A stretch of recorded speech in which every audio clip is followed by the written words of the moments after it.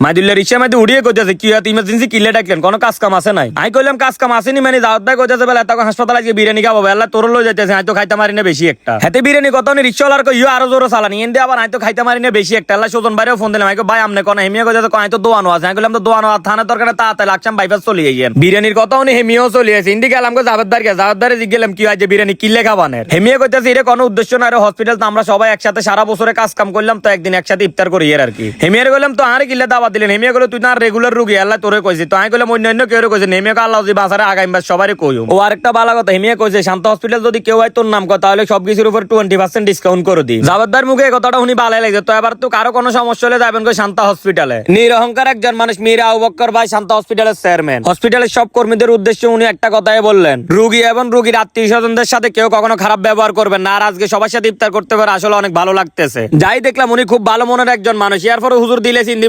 মুনাজাত শেষ হইতে ইন্দি দিলেছে আজান ব্যাকে শুরু করছে খানা ইন্দি আমি দেখতেছি মাইদুল্লাহ খাইতে আছে ইন্দি আবার সুজন ভাইও খাইতে আছে তো কইলাম কি আরে খাবাইতেন না কইতেছে ভাই তাড়াতাড়ি খানা শুরু করেন ইন্দি আবার মাইদুল্লাহ উফাইয়া রয়েছে নইলে তার সব বিরিয়ানি খেলে আমি কইলাম বাবু ভিডিও আর আগে খাইলই